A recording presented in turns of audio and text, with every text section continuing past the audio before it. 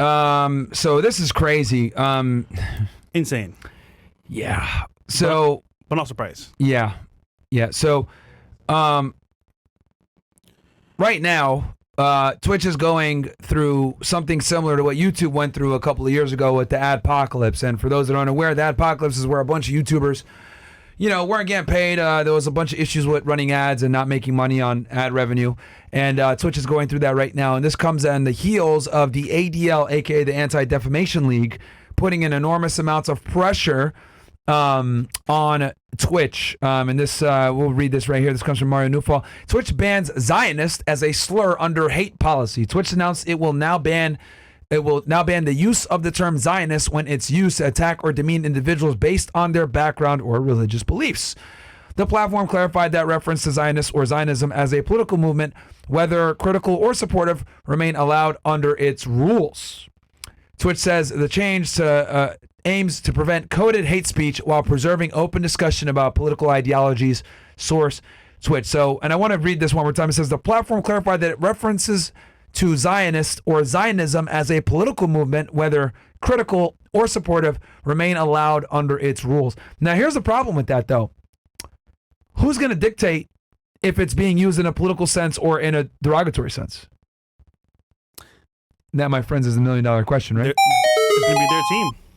Their discretion again. Yep. It's going to be their discretion. Now, you want to talk about this, Fresh, as far as like, do we got the clip? Because this all is being blamed on one Twitch streamer right now. As you guys know, Hasan has felt quite a bit of pressure from this. And everyone is blaming him for this situation because the ADL basically, and I have a whole tweet on this actually. If we can open up my page, I think I have it pinned actually. I talk about how censorship works in the United States, and I'll kind of go through that. But in this situation with Twitch, the ADL basically went to Twitch, told them, hey, you guys have a bunch of anti-Semitic streamers on your platform. We don't want them on there anymore. And if you guys don't, basically they didn't put this out there, but I already know this is what they probably told Twitch. We're going to put your advertisers, which they did it anyway. And I think that's kind of a response because they wanted harsher penalties on Hasan because Hasan was the only one that wasn't banned, but a bunch of other pro-Palestinian Twitch streamers were. And that's who the ADL is gunning for right now. Basically, their golden boy Hasan is someone that has been on the platform for quite some time. He's been there making a lot of moves. He's their only political commentator. And he does a lot of stuff for Twitch behind the scenes. Of course, he's cool with the CEO, of course. And as a result... You want to tell them what you saw at TwitchCon?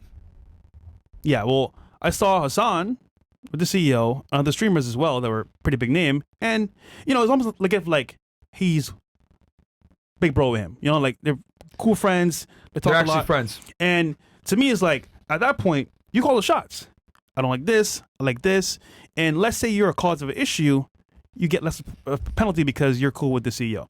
Now, as a result, though, we've seen people have been blaming it on Hasan specifically. They said, listen, this is only happening because Hasan made those statements, and then they said, hey, you guys are not anti-Semitic. And for those that are unaware, look, Hasan is, I would consider they call him a socialist. He's a leftist, basically, if I'm going to make it simple. He's a leftist. Very fairly woke, but one of the things that he's actually very critical on is Israel and the current conflict going on in Gaza. He obviously doesn't approve of many of the things that Israel is doing to the people in Gaza and the West Bank. He constantly criticizes it for being an apartheid state, fucked up, etc. So he talks about a lot of the humanitarian crimes that are going on and the war crimes going on over there on Twitch. For free speech. I did. He came at you trying to push you under the bus as well. I did, actually. That's insane. You're defending this dude even though he's not one of us. Actually, yeah, because there's this guy, Richie Torres, this politician, who's been campaigning hard to get Hasan banned. Yeah. And I actually commented under his thing saying, yo, what the fuck is your problem trying to ban an American citizen for valid, criticisms of Israel, and you're trying to impede his First Amendment? Like, what the fuck is wrong with you? Like, you're literally an American politician. You are a servant of the people. How the fuck do you look campaigning to get someone who's an American citizen banned in the United States off an American platform for criticizing a foreign government? You're acting on the behalf of a foreign government against a United States citizen. That's unacceptable. And again, I am able to put my feelings aside. I've told you guys before, me and Hasan don't agree on anything. We've had our arguments and beefs. He's criticized us, we've criticized him, etc. But one thing I will not do is advocate or lobby for someone to get banned just because they have different views than me. I mean, the whole Israel thing is, something that we agree on. We agree on it for different reasons, and I can quickly go into this. Typically, people on the right are critical of Israel because they don't like the foreign influence that Israel wields on the United States and our political infrastructure, versus people on the left typically don't like Israel because of the humanitarian crisis going on in Gaza. Obviously, both parties see that what's going on is horrible, seeing kids get killed every single day over there in Gaza and the mistreatment of Palestinians. But typically, the left, and I'm being very general here, the left criticize Israel for the humanitarian issues and the apartheid state and the lack of looking at the Palestinian people as a people and giving them their own state, versus a lot of people on I'm not even going to say the right, because the right typically are all Israel. I'm going to say the far right, and I'm using that as a placeholder term. The far right, they're critical of Israel because of their massive influence on our political structure through AIPAC, through lobbying, through donors, etc. So these are the two different ways. And I think this is actually the only issue, by the way, that people on the far left and people on the far right actually agree on, is this Israel situation. Also, not to call out anybody, but here's a double standard, right? You got Asman Gold and the other lady that's a streamer, the girl wearing the hijab. They make statements. Oh, and they're Frogan or some shit like that. They're banned immediately. Hasan makes the statements, no ban. Yeah. Isn't that crazy? And then kind of find out. And it's funny, he called me an anti-Semite. Bro, he spends more time talking shit about Israel than I do. Yeah. Way more. Like, he does 8-9 hour long streams where he's just sitting there just bashing fucking Israel all day. Yeah.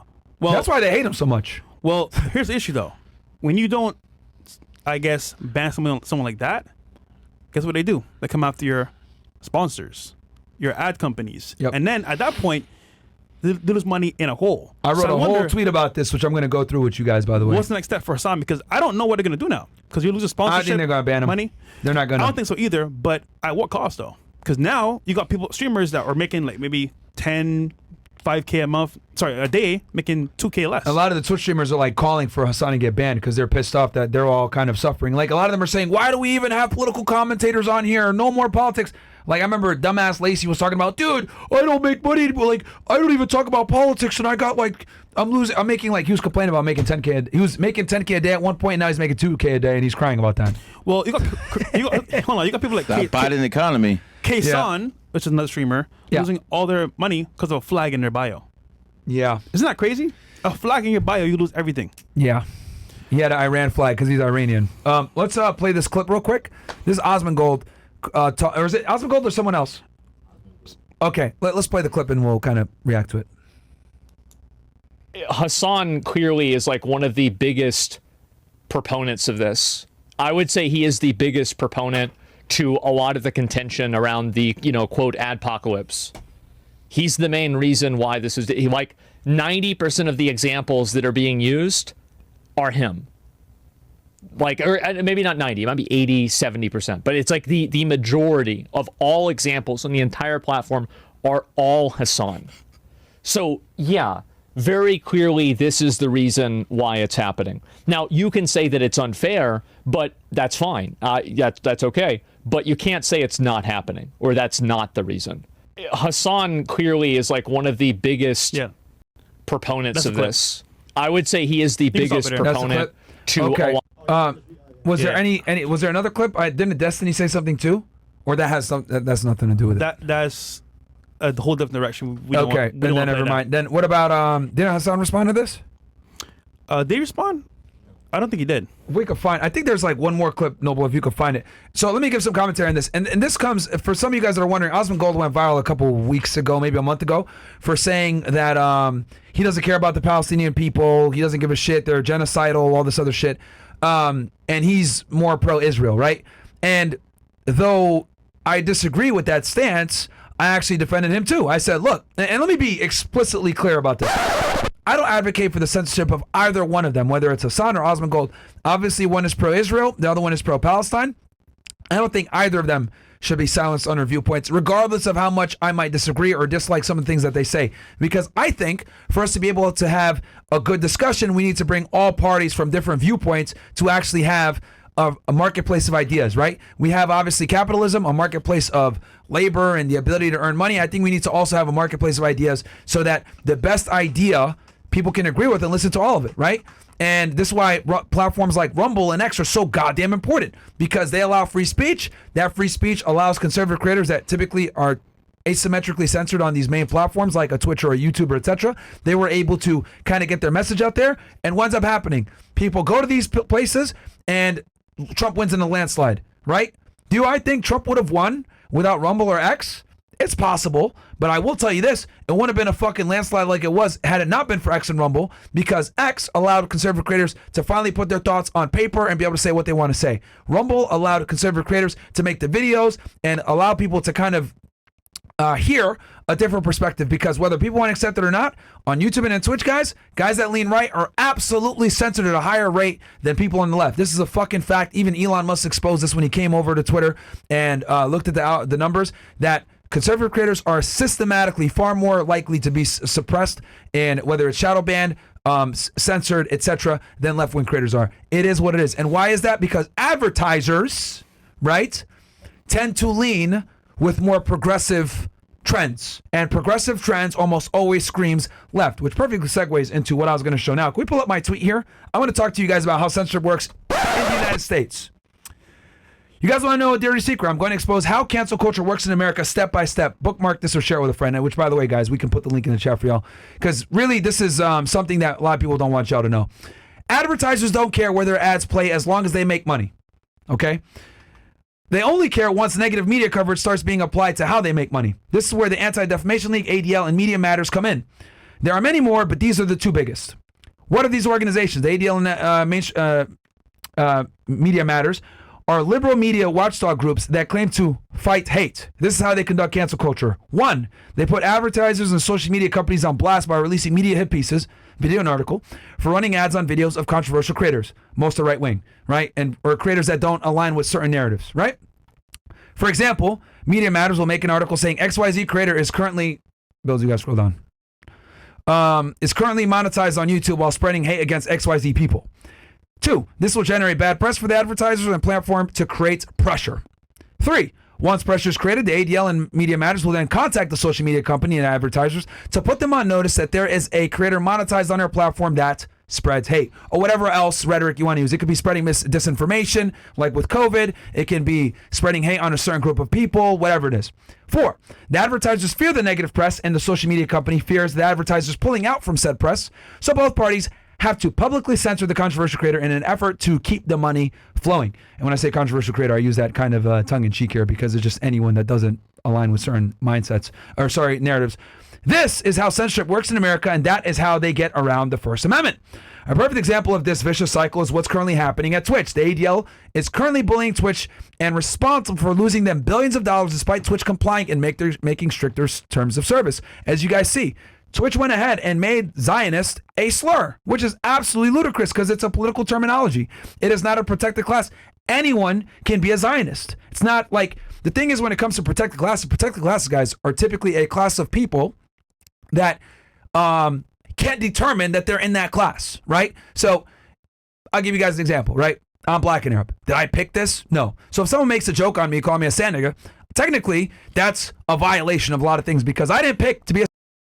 But, you know, if I was a little crybaby, I'd be like, oh, that's racist, that's bigotry, blah, blah, blah. Because technically I'm considered a protected class, though I would never actually exercise that. But I'm using this as an example. Zionism doesn't fall into that, because anyone can be a fucking Zionist, okay?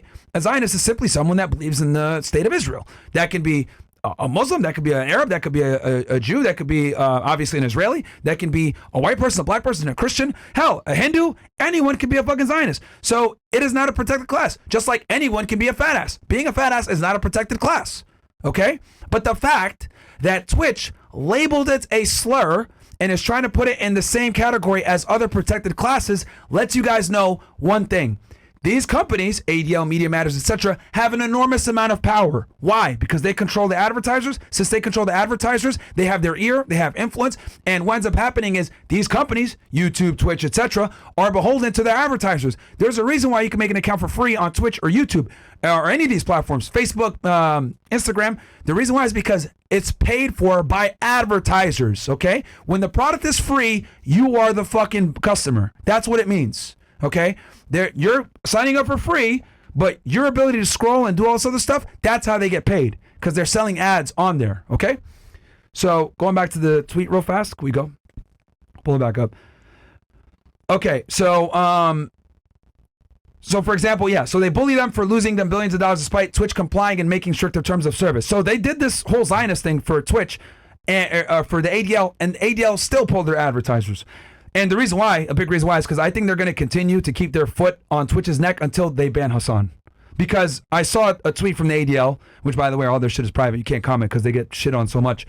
They had said that, hey, though we appreciate Twitch's efforts to combat anti-Semitism with using the term Zionist as a slur, they said something about Hasan is still openly here complaining about Israel for 8 hours. They made some tweet about that. Well, when I want you gone, you'll be gone. They're going to keep going.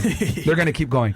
So, and I go here, this is why you can't reason with these fuckers. If more Americans knew these dirty tactics that liberal watchdog groups applied, they would be done for. This isn't just me calling out the ADL, Media Matters, and others, but the American people agree with me. How do I know that? Most Americans no longer trust mainstream media, right? And Trump's landslide victory proved that. People were going to Rumble, people were going to, hell, even YouTube, people were going to other media sources to watch the election. Fucking Crowder and Bongino had 400,000 to 500,000 people watching them live on election night.